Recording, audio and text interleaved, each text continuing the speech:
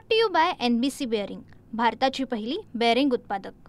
मनोज जरांगे पाटील यांचा उपोषण अखेर काल संपलेला आहे आणि जरांगे पाटलांच्या उपोषणाचा मुंबईचा जो उपोषण होता त्या उपोषण मैदानावरती सुरुवातीचे जे काही एक दोन लोकप्रतिनिधी गेले होते त्यापैकी एक खासदार संजय जाधव आपल्यासोबत आहे।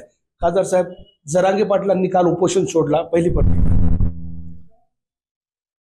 सकल मराठा समाजाच्या ज्या काही मागण्या होत्या, बऱ्याचशा मागण्या काल सरकारनं पूर्ण करण्याचा मनोदय केला आणि त्यांना तशा स्वरूपाचा GR काढून जरांगे पाटलांना त्या ठिकाणी सुपूर्द केला आणि जरांगे पाटलांनी आपलं उपोषण त्या ठिकाणी थांबवलं। मी मराठा समाजाच्या ज्या काही मागण्या मंजूर झाल्या ह्या सगळ्या मागण्याचं श्रेय जर कोणाला जात असेल तर ते माननीय श्री जरांगे पाटलाला, बाकी कोणालाही त्याचं श्रेय नाहीये। तर जरांगे पाटलांनी ज्या पद्धतीने आतापर्यंत लढा लढला त्या पद्धतीने स्वतःचा जीव धोक्यात घालून काल त्यांच्या उपोषणाचा 5वा दिवस होता आणि अशा स्वरूपाची लढाई लढायला त्याला लई काळीज लागते आणि ह्या माणसानं शून्यातून विश्व निर्माण केलं। कुठलीही राजकीय पार्श्वभूमी नाही, काही आर्थिक परिस्थिती नाही, परंतु समाजाचं वेड लागल्यासारखं एक समाजाचा ध्यास घेऊन रस्त्यावर उतरलेला माणूस काय करू शकतो आणि एखादा निस्वार्थी माणूस जर राजकारणामध्ये किंवा एखाद्या समाजकारणामध्ये एखाद्या विषयाला घेऊन जर पुढे जात असेल तर लोक त्याच्यामध्ये असं म्हणता येईल त्याला की हम तो अकेले ही चल पडे थे, लोग आते गए और कारवा बनता गया। असं जरांगे पाटलाच्या बाबतीत घडले। जरांगे पाटलाला त्या ठिकाणी खूप खूप उदंड आयुष्य आणि आरोग्य लाभावं आणि अशीच निरंतर सेवा त्यांच्या हातातून सतत घडत राहावी आणि आम्ही समाज म्हणून जिथं आम्हाला हाक देतील तिथे त्या ठिकाणी हाकेला ओ देऊन आम्ही उपस्थित राहू, एवढंच या निमित्तानं सांगतो। पुन्हा एकदा जरांगे पाटलाचं या ठिकाणी मनपूर्वक हार्दिक स्वागत करतो। सरकारनं काल हैदराबाद गॅझेट लागू करण्याचा निर्णय तर घेतलाय, मात्र शंका उपस्थित केली जाते सरकारच्या एकूणच भूमिकेबद्दल। तुम्हाला वाटते सरकार सकारात्मक आहे एकूणच या विषयावर?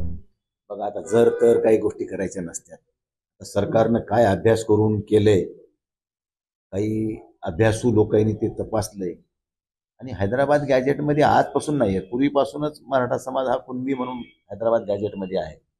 हैदराबादमध्ये सुद्धा काही लोक त्या गॅजेटमध्ये, कारण निजामकालीन आपला भाग होता, मराठवाडा हा निजामकालीन होता। निजामाच्या काळात आपण हैदराबादमध्ये होतो। 1956च्या आसपास काय आपण महाराष्ट्रामध्ये बिनशर्त विलीन झालो। त्यामुळे हा विषय तो गॅजेटशी संबंधित येणार आहे। जेव्हा महाराष्ट्रामध्ये मराठा समाजाला OBC म्हणून आरक्षण देण्यात आलं त्यावेळेस विदर्भात दिलं, काही भागात दिलं, त्यावेळेस आपल्या लोकांनी, मराठवाड्यातल्या लोकांनी ते स्वीकारलं नव्हतं। त्यावेळेस शेतकऱ्यांकडे मोठ्या प्रमाणात जमिनी होत्या, सुशिक्षित वर्ग तेवढा नव्हता मराठा समाज, शिक्षणाचं तेवढं महत्त्व नव्हतं त्या काळामध्ये। पण हल्ली लोकांच्या आता परिवार मोठे झालेत, जमिनी थोड्याशा राहिल्यात, शिक्षणाकडे लोकांचा भर जास्त आहे आणि आरक्षणामुळे लोकांच्या शिक्षणावर गदा यायला लागली की 2-4 मार्कानं सुद्धा एखाद्या वेळेस एखाद्या भूतपूर्व विद्यार्थ्याचं, गरिबाच्या कुटुंबातल्या एखाद्या पोराचं शालेय शैक्षणिक नुकसान होऊ लागलं।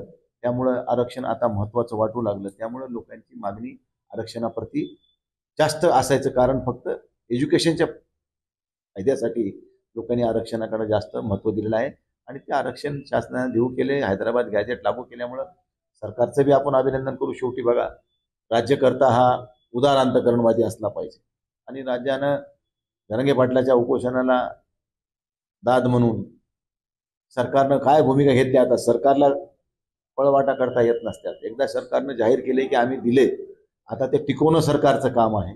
आशावादी आता आपण सध्या दिले, अशा आपण नकारात्मक भाषा नाही बोलायची। सरकारनं दिले, सगळ्यांनी स्वीकारले, आपण बी त्याला स्वीकारलं पाहिजे। ज्या दिवशी सकारात्मक गोष्टी झाल्या तर सकारात्मकच बोलायचं, ज्या दिवशी नकारात्मक सरकार काही भूमिका घेईल त्यावेळेस आपण काय भूमिका घ्यायची त्यावेळेस जरांगे पाटील जे ठरवतील त्याप्रमाणे आपण करू। खासदार साहेब, दुसरा एक असा प्रश्न की सकाळपासूनच आज OBC समाज सुद्धा ऍक्शन मोडवरती आलेला आहे। काही वेळापूर्वी त्यांनी जिल्हाधिकारी कार्यालयात जिल्हाधिकाऱ्यांमार्फत राज्यपालांना निवेदन दिले की आम्हाला हे हैदराबाद गॅझेट मान्य नाही आणि सरकारनं भूमिका घेऊ नये म्हणून।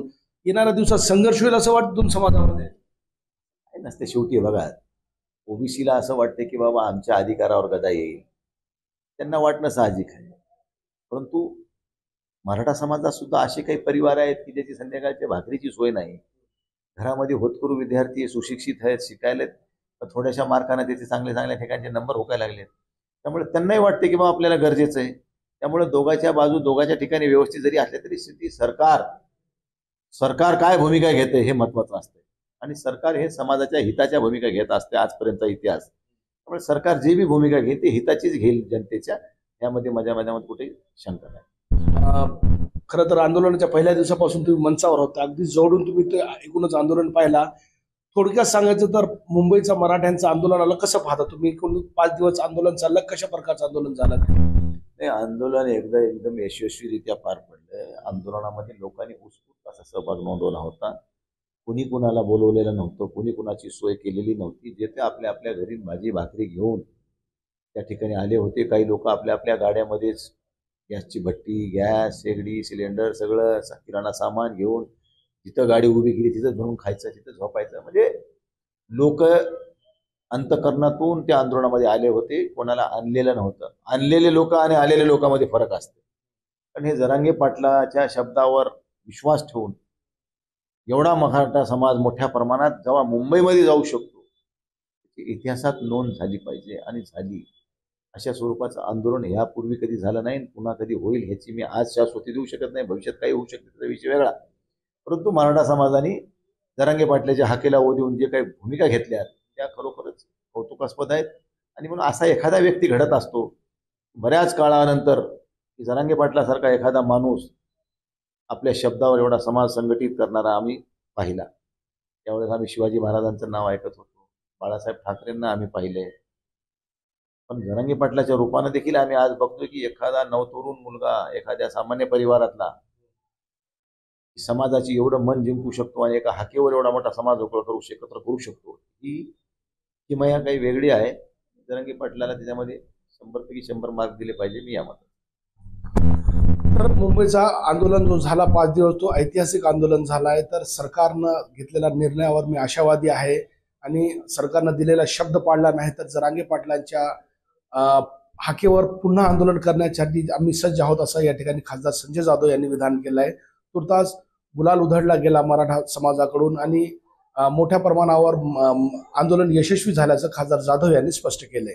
कॅमेरा पर्सन सय्यद खिजरसह Nazir Khan, TV9 Marathi, Parbhani. Brought to you by NBC bearing, भारताची पहिली बेअरिंग उत्पादक.